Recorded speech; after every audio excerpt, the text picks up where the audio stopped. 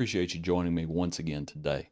We are going to be in Exodus chapter 2, and today's hymn is the hymn Leaning on the Everlasting Arms. We're going to be thinking about when Jochebed puts baby Moses in the little basket.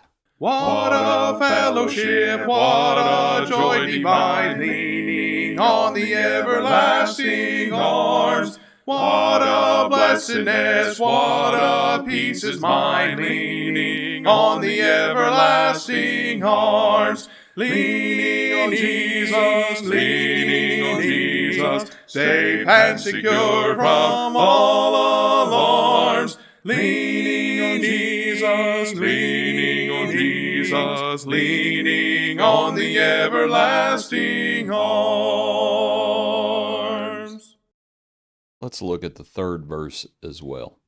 What have I to dread? What have I to fear?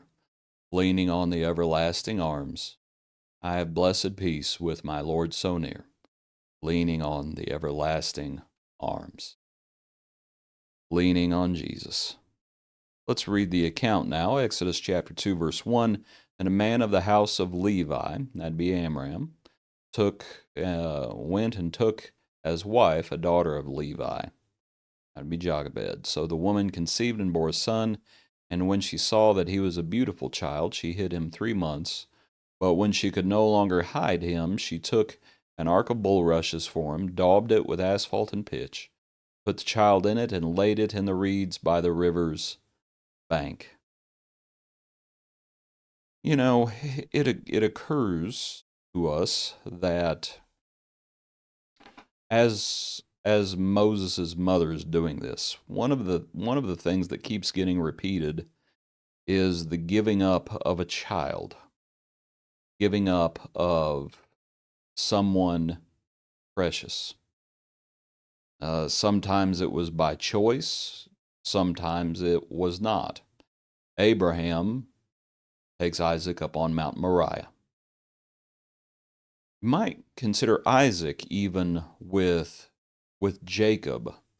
Esau, because of his choices of marriage, by the way, vexed his mother and father. It talks about that. And they have to send Jacob away. So it's another account of giving up a child for and trusting in the Lord, frankly. Jacob, of course, you have Joseph. And for a long time, he thought Joseph was dead. Well, now in Exodus, we have Jochebed here as a command is given. And let's look at the tail end of chapter 1. After it talks about the Hebrew midwives, we mentioned it yesterday. Because the midwives feared God, he provided households for them. So Pharaoh commanded all his people, saying, every son who is born you shall cast into the river, and every daughter you shall save alive. That is reprehensible and horrible. You just can't fathom it. And just as I read that, the river where for any who obeyed that command, just think about what that river would have looked like. If anybody obeyed that command, and obviously Jochebed, she's not going to do that, but this is the command: cast your sons into the river.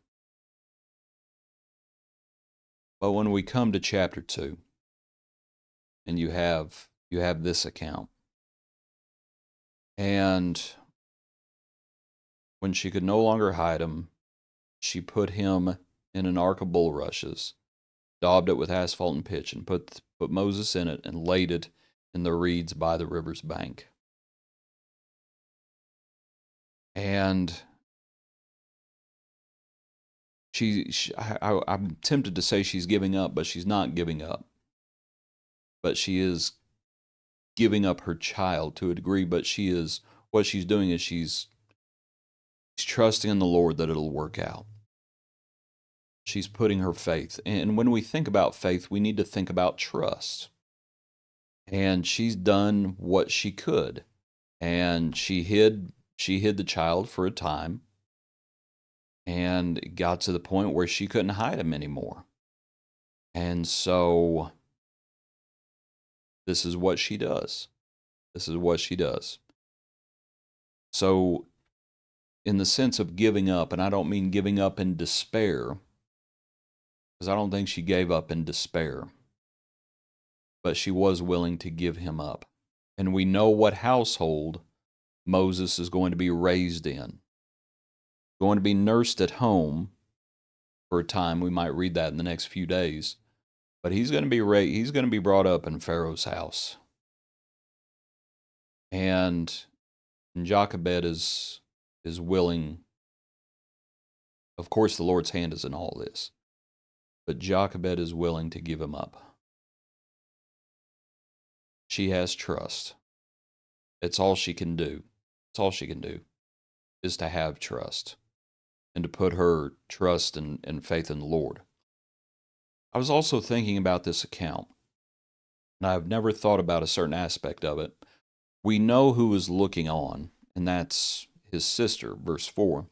His sister stood afar off to know what would be done to him. We'll talk more about Miriam, that's his sister, tomorrow. But I want you to think about Moses' mother being a good example as his sister looked on. And I don't know how old Miriam was at this point. But when we think about being good examples for our children, and Miriam was, I think you can tell from the following account, Miriam was a little bit older. But, there's someone who is not mentioned in this account who would have been 3 years old at this point. And that would have been Aaron.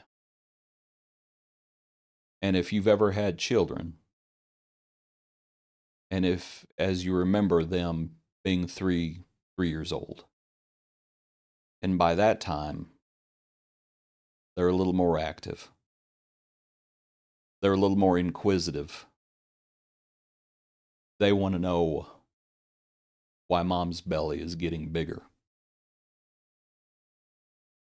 And when the baby is born, and they look at that baby in just amazement,